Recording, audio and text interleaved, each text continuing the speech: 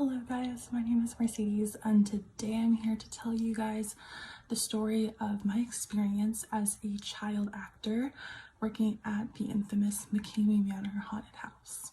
So how I got started.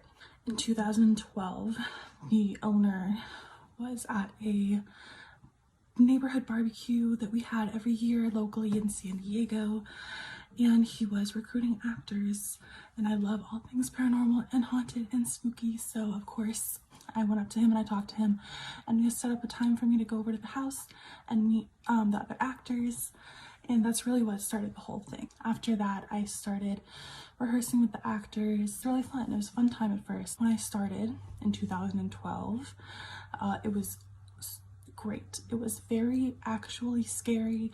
People were getting scared and not hurt, and it was a great time, and it was very liked. When I started in 2012, it was great. It was very actually scary.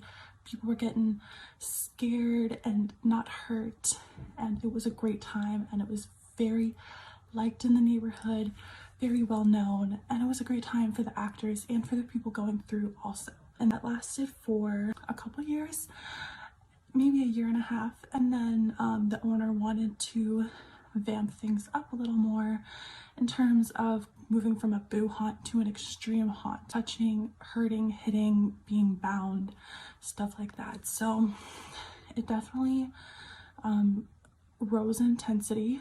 There was a couple location changes. It was kind of inactive for about a year, but when it came back, the violence, the physical harm was implemented, gained a lot of notoriety. And then also at that point, I was removed as an actor because I wasn't.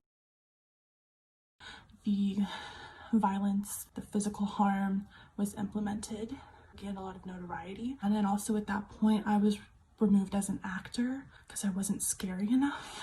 I wasn't violent. I do not like to hurt people, so my job kind of was to talk to people who weren't okay, who had complete mental breakdowns, psychosis, loss of consciousness, and I saw so many injuries. I saw what was definitely a broken nose. We've seen broken ribs, bruised ribs. This one gentleman popped a blood vessel in his eyeball and his eyeball was red. Another man lost consciousness in an ice locker and was convinced that his mother, his deceased mother, visited him and brought him back. There was just a lot of crazy things, lots of violence. It was definitely degradation from physical violence. There was no scary.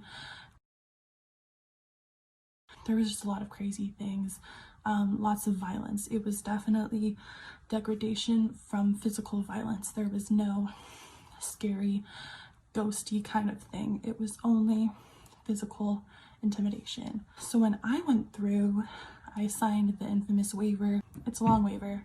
I'm not going to go into it. You can look it up. It's a long story. So I signed the waiver. I go through and it's okay.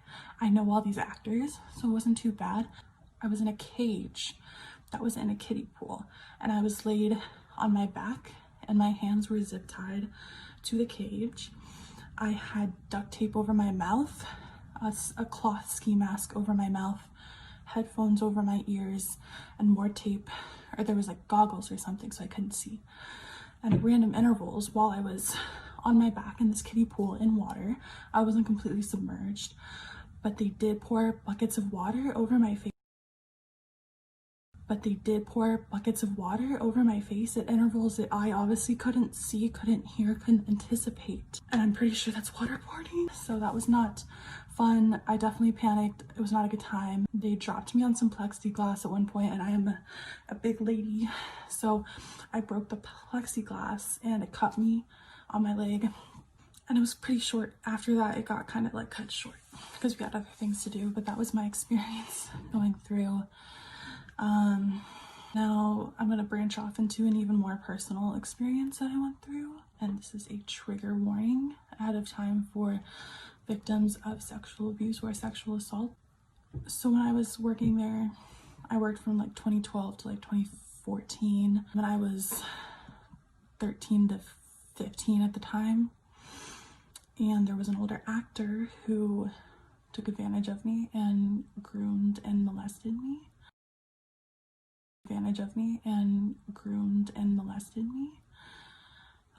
That went on for, I don't know, a year.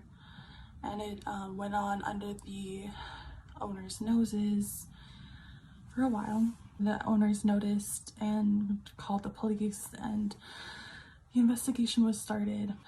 I got counseling. That man was put in jail. My takeaway from that is that I want nobody to sensationalize McCamey Manor. It is not a safe place. It is not a good place.